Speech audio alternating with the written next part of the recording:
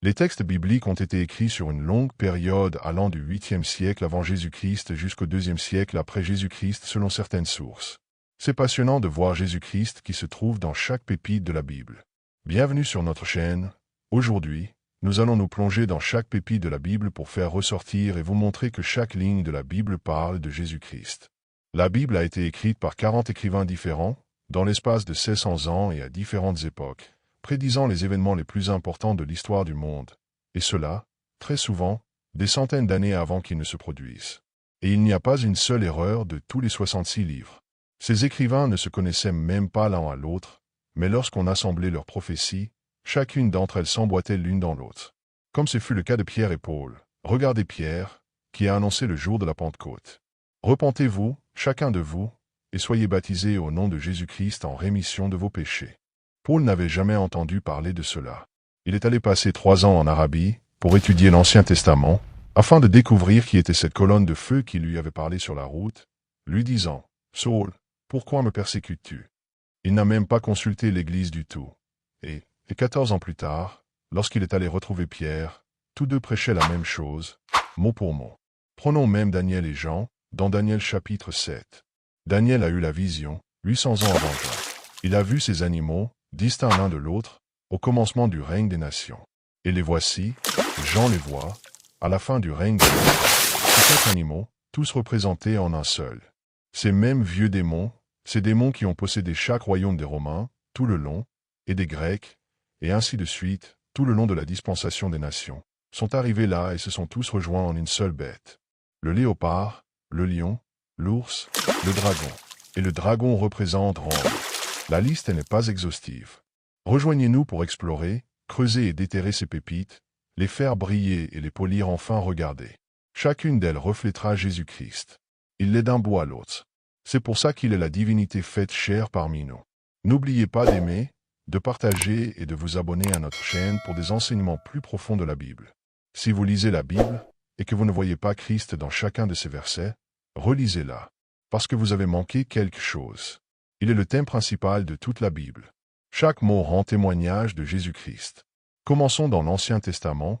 L'Ancien Testament contient des images, des symboles et des enseignements sur le Seigneur Jésus-Christ.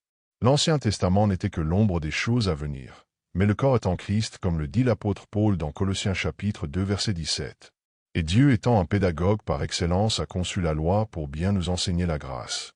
La Bible dit la loi a été comme un pédagogue pour nous conduire à Christ, afin que nous fussions justifiés par la foi. Galates chapitre 3 verset 24. Nous pouvons citer pêle-mêle. Exode chapitre 12 versets 1 à 6 ces versets parlent de Jésus. La Bible dit ceci. Le 10e jour du mois, on prendra un agneau sans défaut, mâle, âgé d'1 an. Vous le garderez jusqu'au 14e jour du mois. Et l'entrée triomphale de Jésus dans la ville sainte, Jérusalem. Jésus n'a fait que 4 jours comme cet agneau. Voyons Zacharie chapitre 11 verset 12 la Bible dit. Le Messie ne devait-il donc pas être vendu, selon le prophète, pour 30 pièces d'argent? Cela s'est accompli avec Jésus. David a dit, dans les psaumes chapitre 41 verset 9 dit qu'il allait être trahi par ses amis.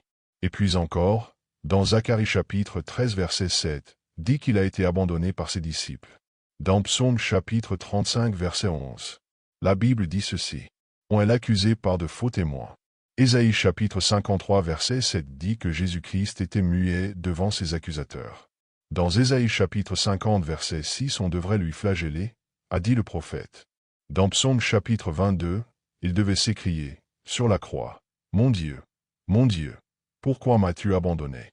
Encore au psaume chapitre 22 verset 18. Ils se sont partagés ses vêtements. Et le psaume chapitre 22 verset 7 à 8 dit ses ennemis, l'Église, se sont moqués de lui. Encore au psaume 22, le prophète ajoute ceci. Aucun os de son corps ne devait être brisé, mais ils ont percé mes mains et mes pieds. Ésaïe chapitre 53 verset 12 dit qu'il mourait entre des malfaiteurs. Ésaïe chapitre 53 verset 9 dit qu'il a été enseveli parmi les riches. Le psaume chapitre 16 verset 10 dit, je n'abandonnerai pas son âme dans le séjour des morts, et je ne permettrai pas que mon sein voie la corruption. Deutéronome chapitre 18 verset 15 l'Éternel, ton Dieu, te suscitera du milieu de toi, d'entre tes frères, un prophète comme moi. Ésaïe chapitre 9 verset 6 dit un enfant nous est né, un fils nous est donné, et la domination reposera sur son épaule. On l'appellera admirable, conseiller, Dieu puissant, Père éternel, Prince de la paix. Zacharie chapitre 13 verset 7 dit ceci. Frappe le pasteur, et que les brebis se dispersent. Regardez comment Jésus-Christ est dans tous les types de l'Ancien Testament. Dans Genèse chapitre 22, nous voyons comment Dieu avait préfiguré, par Isaac, et comment Abraham, le Père, avait pris son propre fils, lequel avait porté le bois jusqu'au sommet de la colline. Il avait offert son propre fils. Exactement comme Jésus-Christ. Voilà un autre type de Jésus-Christ dans la vie d'Abraham. Nous savons qu'Abraham eut 2 fils par 2 femmes différentes. Dieu lui fit une promesse que par Sarah, il y aurait un fils qui naîtrait, et que par ce fils, le monde serait béni. Toutes les nations seraient bénies par ce fils, et on croit communément, particulièrement parmi les Juifs, que c'était Isaac, mais ce n'est pas cela. Le fils promis d'Abraham, c'est Jésus, et il provient de la semence royale promise d'Abraham. Une seule semence. Les autres n'étaient pas la semence d'Abraham, parce que la semence d'Abraham fut sa semence de foi dont Dieu parla, pas sa semence naturelle. Parce qu'après que Sarah fut morte, Abraham se maria avec une autre femme et eut 7 fils sans compter les filles. Ainsi ce n'était pas les semences d'Abraham au pluriel, c'était la semence d'Abraham, une seule. Et c'était la semence de foi d'Abraham, annonçant la semence royale qui devait venir par la foi d'Abraham. Pas la vie naturelle d'Abraham, mais la vie spirituelle d'Abraham, qui prit tout ce qui était contraire à la parole de Dieu et le considéra comme n'existant pas. Il crut Dieu. Contre toute espérance, il crut dans l'espérance. Citons quelques autres types de Jésus-Christ rapidement. Le premier Adam est le type du second Adam. 1 Corinthiens chapitre 15 verset 45. L'épouse d'Adam représente l'épouse de Christ aujourd'hui. Dieu avait dit à Adam et Ève, multipliez et remplissez la terre. C'était quelque chose qui allait venir, une promesse. Elle n'était pas encore sa femme. L'épouse de Christ également n'est pas encore sa femme. Le souper des noces doit avoir lieu. Ève fut séduite par le serpent avant de devenir la femme d'Adam.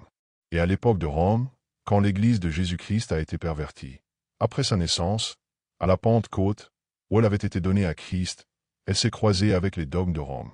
Autre type de Jésus, l'achat de ce lieu de sépulture qu'Abraham avait acquis pour tant de cycles d'argent lorsque Sarah était morte. Abraham, quand ils ont essayé de lui donner la terre, il l'a acheté pour tant de cycles d'argent, devant le peuple, comme un signe, comme témoignage. Il a dit « Sachez aujourd'hui que j'ai acheté ce lieu de sépulture ». Et Jésus-Christ dans Matthieu chapitre 4 versets 8 à 10. Satan a essayé de lui donner le royaume qui lui appartient en ce moment. Il a essayé de le lui offrir en cadeau, mais il n'a pas voulu l'accepter. Satan aurait pu avoir encore des droits dessus. Mais il fallait qu'il soit acheté. Avec son sang. La rencontre d'Isaac avec Rebecca dans les champs représente Jésus dans les airs. Isaac avait quitté la maison, et il était dans les champs, il n'était pas à la maison quand Rebecca l'a vu. De même, l'Église rencontre Christ dans les airs, ensuite, il la ramène avec lui à la maison du Père, où les demeures ont été préparées. Isaac a fait la même chose avec Rebecca. David représentait Christ. Christ s'assiera sur son trône. Élie et Élisée représentent Christ et son Église. Élisée a pris son manteau. Il a fait 2 fois plus de miracles, ce qui est un type de Christ et de l'Église. Il avait 2 fois plus de puissance, parce que c'est ce qu'il avait demandé. Vous ferez de plus grandes choses que celles que je fais. Jean chapitre 14 verset 12. Apocalypse chapitre 12 verset 5. Jésus-Christ est clairement dans ce verset. Elle enfanta un fils, qui doit paître toutes les nations avec une verge de fer. Et son enfant fut enlevé vers Dieu et vers son trône. Lorsque le dragon, qui était le diable, vit que la femme allait enfanter, il se tint tout près d'elle afin de dévorer son enfant dès qu'il naîtrait. Et quand Jésus est né, l'Empire romain a émis l'ordre de tuer tous les enfants de 2 ans au moins, pour parvenir à tuer Jésus-Christ. Et Dieu les a bien joués, il l'a emmené en Égypte et l'a caché, comme il avait fait pour Moïse, de la même manière. Le croisement des mains de Jacob sur Manassé et Éphraïm. Nous voyons en type la bénédiction qui revenait aux premiers-nés, les Juifs, transmise aux plus jeunes, les gens des nations, par la croix, les mains croisées, du Seigneur Jésus-Christ. La bénédiction vient par la croix. Galates chapitre 3 versets 13 à 14. Christ nous a rachetés de la malédiction de la loi, étant devenu malédiction pour nous. Car il est écrit, « Maudit est quiconque est pendu au bois afin que la bénédiction d'Abraham eût pour les païens son accomplissement en Jésus-Christ, et que nous reçussions par la foi l'Esprit qui avait été promis. » Par la croix, La bénédiction d'Abraham est venue aux gens des nations. Les Juifs ont rejeté la croix. Par conséquent, Jésus a reçu l'épouse des nations. Les deux boucs de Lévitique chapitre 16 versets 20 à 22. Jésus est un agneau, mais dans ce cas-ci il devint un bouc. Il était justice parce qu'il était Dieu, la brebis. Mais il devint un bouc, il devint péché, afin qu'il puisse être le sacrifice d'expiation pour moi et pour vous. D'une brebis à un bouc. Jésus était représenté dans ces deux boucs. Le premier mourait pour servir d'expiation. Et les péchés provenant de l'expiation étaient mis sur le second, sur le bouc émissaire. Le bouc émissaire prenait les péchés du peuple et s'en allait loin dans le désert, portant les péchés du peuple. Que était-ce? C'était la mort et l'ensevelissement de notre Seigneur Jésus. En vivant, il m'a aimé. En mourant, il m'a sauvé. Enseveli, il a emporté mes péchés au loin. Il a pris sur lui-même les péchés des gens et les a emportés jusqu'au fin fond du Hadès. Il était le sacrifice d'expiation. Il avait sur lui les péchés des gens, il est mort pour eux. Et, en plus, ses péchés ont été placés sur lui, et il a emporté nos péchés au loin, si loin que Dieu ne peut plus jamais les voir. L'offrande de farine. Toute personne qui étudie la Bible sait que Christ était l'offrande de farine. Il fallait broyer cette offrande de farine avec une meule spéciale, jusqu'à ce que tous les petits morceaux de maïs soient pareils, parce que Jésus-Christ est le même hier, aujourd'hui, et pour toujours. Genèse chapitre 40 versets 3 à 22. Joseph en prison interprète le songe de l'échanson et celui du panetier. L'échanson retrouve la vie, mais le panetier est condamné à mort. Christ a été emprisonné sur la croix, de chaque côté de lui se tenait un brigand. L'un est mort, spirituellement, mais l'autre a reçu la vie. Héroïs chapitre 17 verset 12. 2 morceaux de bois.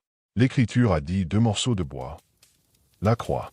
On n'a pas encore trouvé de meilleur moyen pour faire un feu que celui-ci.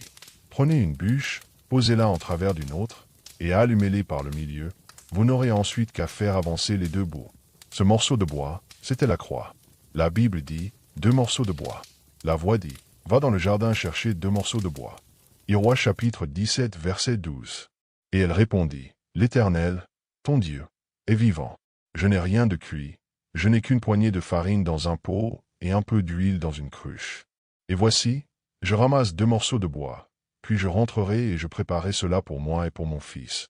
Nous mangerons, après quoi nous mourrons. Nombre chapitre 21 verset 9, le serpent d'airain. Un serpent enroulé autour d'un poteau. Qu'est-ce que ça représente?